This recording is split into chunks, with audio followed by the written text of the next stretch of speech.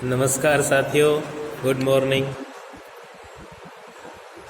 MA final philosophy के विद्यार्थियों के लिए मैं वेदांत दर्शन पर फिर से एक वीडियो लेकर आपके सामने उपस्थित हूँ।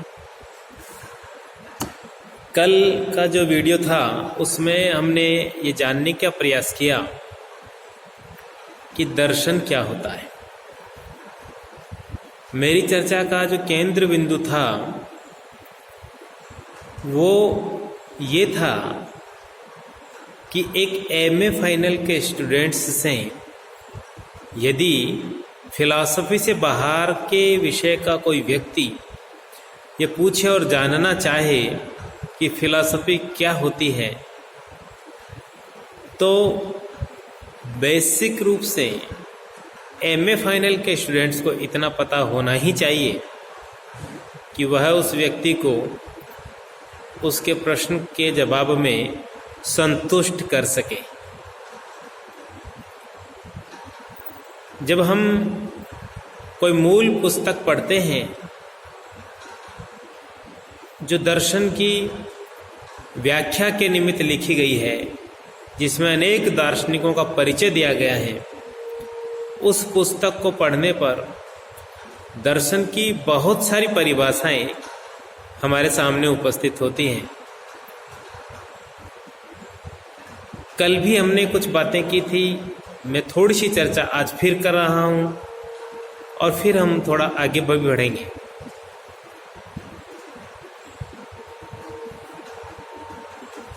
तो कल समझाते हुए मैंने यही कहा था कि सोचना, चिंतन करना, मनन करना ये दर्शन है। लेकिन ये मुझे लगता है कि एक सामान्य समझ वाले व्यक्ति के लिए इतनी आसानी से फिलॉसफी समझ में आ जाए ये संभव नहीं है। तो दर्शन का जो अंग्रेजी है फिलॉसफी, जिसका अर्थ हम फिलॉस प्लस सोफिया से मिलकर बना है फिलॉसफी, और जिसका अर्थ हम करते हैं ज्ञान के प्रति प्रेम, विद्या अनुराग, और भारतीय दृष्टि से दर्शन दृष्ट धातु से बना जिसका अर्थ होता है देखना, दृष्टि।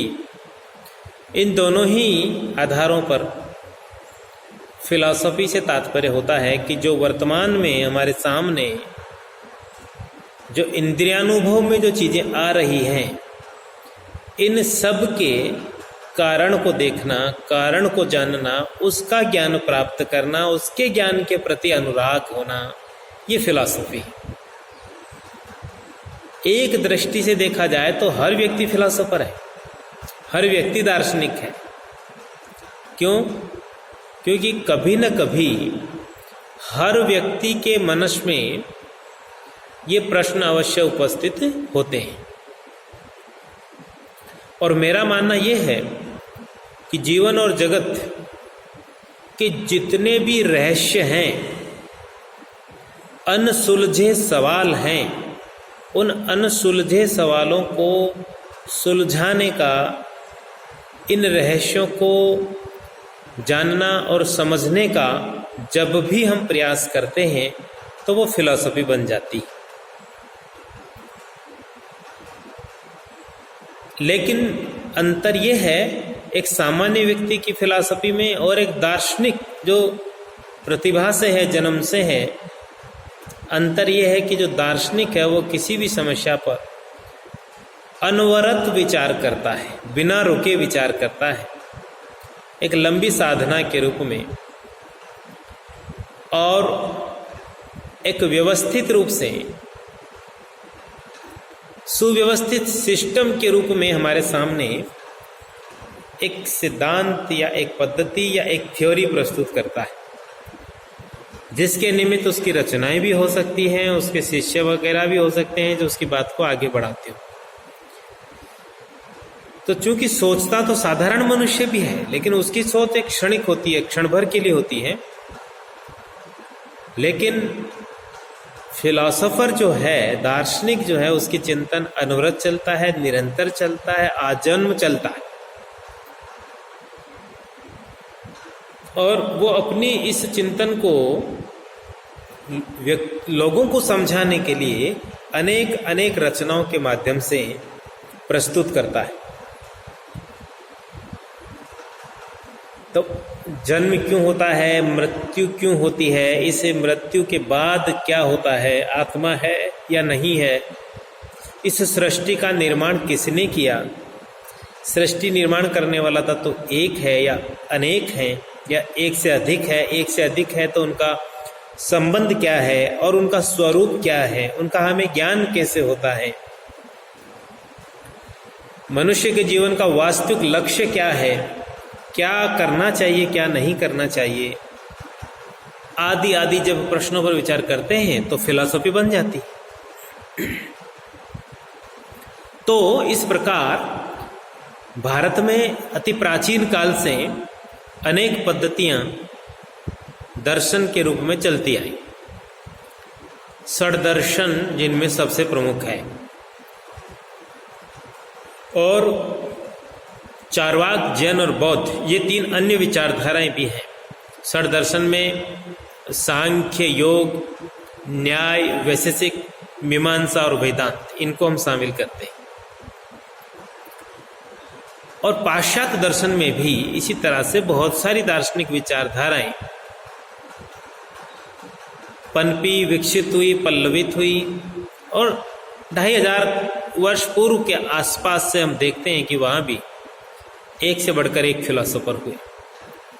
अभी हम तुलना नहीं कर रहे कि भारतीय दार्शनिक और पाश्चात्य दार्शनिकों में क्या मूलभूत अंतर है, क्या भिन्नता है, क्या समानता है, इस पर हम यहाँ चर्चा नहीं कर रहे। तो भारत में दर्शन की परंपरा जीवन के साथ ही चली आई। प्रश्न ये है कि भारत में दर्शन कब से प्रारंभ हुआ। यदि हम भारतीय दर्शन की बात करें तो एक सहज रूप से एक प्रश्न उत्पन्न होता है, और इसका एक सहज सा जवाब भी है। और जवाब ये है कि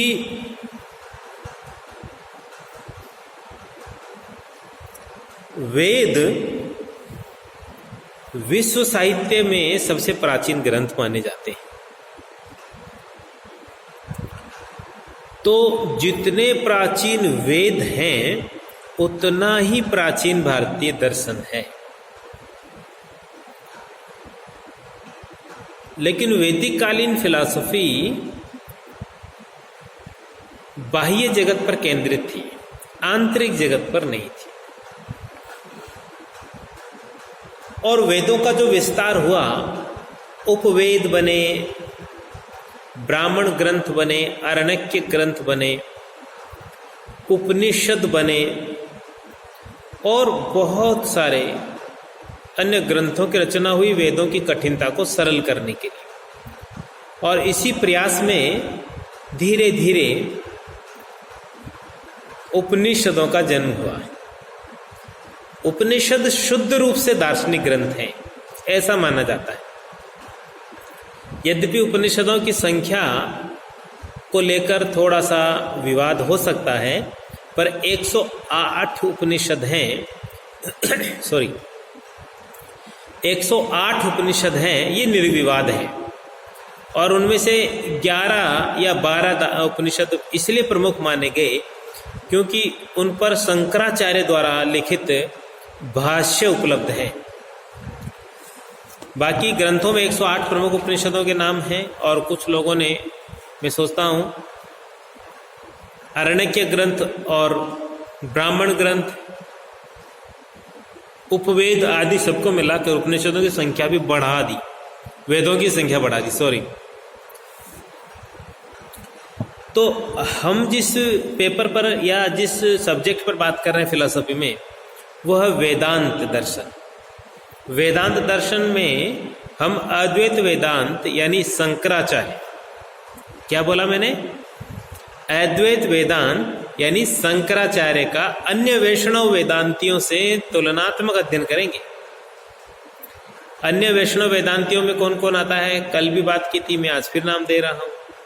अन्य वैष्णव वेदांतियों में रामानुज प्रमुख है, वल्लभाचार्य है, निम्बार्क है और माधवाचार्य है। इन सब के दार्शनिक सिद्धांतों का हम शंकर वेदांत के संदर्भ में एक तुलनात्मक अध्ययन करेंगे। फिलहाल हमारे सामने जो प्रश्न है वो ये कि वेदांत से क्या तात्पर्य है। यदि एक लाइन में इसकी परिभाषा देनी हो तो क्या देंगे? तो हम बोलेंगे वेद के अंतिम भाग को वेदांत कहते हैं। वेद के अंतिम भाग को वेदांत कहते हैं। और कौन सा है वो अंतिम भाग? अभी अपन ने बात की कि वेद बने, उपवेद बने, ब्राह्मण ग्रंथ बने, आरण्यक ग्रंथ बने, उपनिषद बने। तो वेद के जो अंतिम भाग है वो है उपनिषद। तो एक दृष्टि से उपनिषदों को ही वेदांत कहते हैं। और उपनिषदों में जो दार्शनिक विचारधाराएं हमें देखने को मिलती हैं, उन्हीं दार्शनिक विचारधाराओं को लेकर वेदांत के अनेक संप्रदाय बने कालांतर में। शंकराचार्य से हम शुरू करते हैं, लेकिन शंकराचार्य से पहले भी गौड़पादाचार्य, यमुनाचार्य और बहुत सारे और इसी तरह के सबर स्वामी आदि आदि करके वेदांती हुए, जिन्होंने सबने उपनिषदों में से दार्शनिक विचारधाराओं को निकालकर वेदांत की यानी दार्शनिक सिद्धांतों की रचना की। उनको अलग अपना नाम दिया गया। लेकिन शंकराचार्य जो 8वीं शताब्दी में केरल में हुए, उनकी विचारधारा को हम ज़्यादा महत्वपूर्ण मानते हैं और वहीं से ज़्यादा एक सुव्यवस्थित रूप से वेदांत दर्शन का अध्ययन हम मानते हैं, प्रारंभ करते हैं। अद्वैत वेदांत के रूप में उनका सिद्धांत प्रतिपादित है, प्रसिद्ध है। तो वेदांत का अर्थ हुआ वेदों का अंतिम भाग। सामान्य रूप से वेदों के 2 भाग माने जाते हैं। अब यहां कई चीजें समझने की है। मंत्र और ब्राह्मण, ऐसा करके वेदों के 2 भाग माने जाते हैं। अब मंत्र कौन सा भाग है? किसी देवता की स्तुति में होने वाले अर्थ स्मारक वाक्यों को मंत्र कहते हैं। तो किसी देवता की स्तुति के निमित्त जिन मंत्रों का उच्चारण किया गया वो वेदांत का या वेदों का पहला भाग है। और यज्ञानुष्ठान आदि का वर्णन करने वाले भाग को ब्राह्मण कहते हैं। तो ध्यान दीजिएगा, सामान्यतः एक सामान्य बुद्धि वाला व्यक्ति 4 वेदों को, ऋग्वेद, यजुर्वेद, सामवेद और अथर्ववेद, इन्हीं को वेद कहता है। पर वस्तुतः ये वेद नहीं है, ये वेदों का प्रथम भाग है, मंत्र संहिता वाला भाग है। ब्राह्मण ग्रंथ जैसा अभी अपन जिक्र कर रहे हैं, जिसमें यज्ञानुष्ठान आदि की जानकारी दी गई है, आरण्यक ग्रंथ, उपनिषद ग्रंथ, इन सबको मिलाकर भी वेद ही कहते हैं। वेद शब्द का अर्थ होता है ज्ञान। वेदों को अपन वैसे भी ज्ञान का भंडार कहते हैं। तो जिनको अपन अब तक वेद कहते आए वो तो सिर्फ मंत्र समुदाय है या संहिताएं हैं। तो इस नाते 4 संहिताएं हुई, ऋग, यजु, साम और अथर्व। तो ये पहला भाग है, मंत्र संहिताएं पहला भाग है, जिसमें हम देवताओं की स्तुति के निमित्त कुछ मंत्रों का उच्चारण करते हैं। और इन्हीं में से दूसरे भाग में हम यज्ञ अनुष्ठान आदि की विधियों का जिक्र करते हैं, जिन्हें हम सामान्यतः ब्राह्मण कहकर पुकारते हैं। और ये कर्मकांडीय है भाग। और वेदों का जो अंतिम भाग है, जिसे अपन ने क्या नाम दिया अभी? वेदांत। तो वेदों का जो अंतिम भाग है, जिसे हम कहते हैं उपनिषद या वेदांत, वह समस्त श्रुतियों का चरम सिद्धांत है। वही हमें वास्तविक वैदिक दर्शन देखने को मिलता है। ठीक है ना?